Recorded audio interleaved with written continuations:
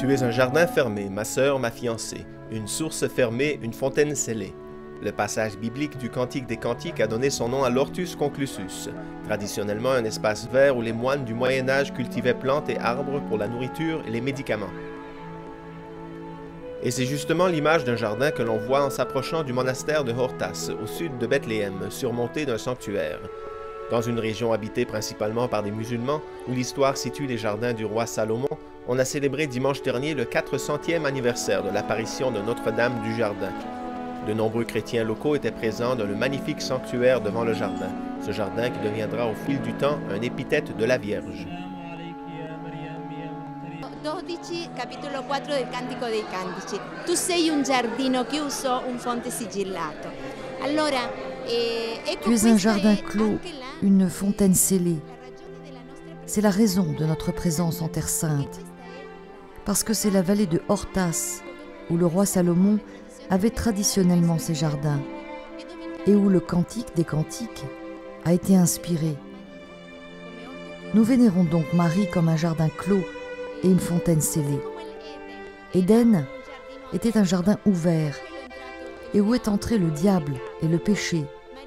Par contre, Marie a toujours été un jardin clos, fermé au péché, fermé à tout ce qui ne fait pas partie du plan de Dieu. Monseigneur Chaumaly a présidé la célébration pour la fête des sœurs Jeannelines, qui habitent et gardent ce monastère isolé.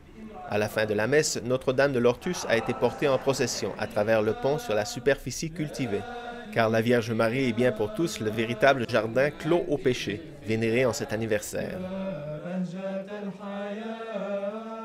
Quello che importa è che Maria rimane la madre, la discepola, intercessore. Ce qui est important est que Marie reste la mère, la disciple. Elle est la médiatrice entre nous et le Christ. Marie est mère. C'est à la croix qu'elle obtint ce rôle. En 1901, les sœurs assumèrent la garde du sanctuaire de l'Hortus conclusus et plus tard la direction de l'orphelinat adjacent.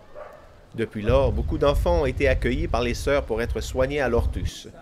Aujourd'hui, ils sont plus de 100 à être soignés, comme l'était Madame Evelyne, jordanienne, qui chaque année ne renonce plus à cette célébration.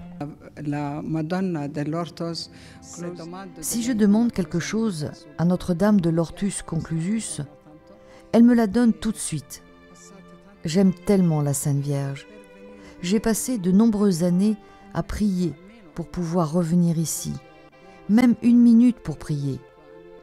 Elle m'a entendu tout de suite. Il y avait un prêtre, mon guide spirituel, qui m'a aidé à venir ici pour 2 ou 3 jours. Et ensuite, j'ai dit à mon mari, « Je veux aller chaque année à la fête de Notre-Dame pour la remercier et pour prier. » Et donc, depuis 5 ans, à chaque année, je viens à la fête de Notre-Dame.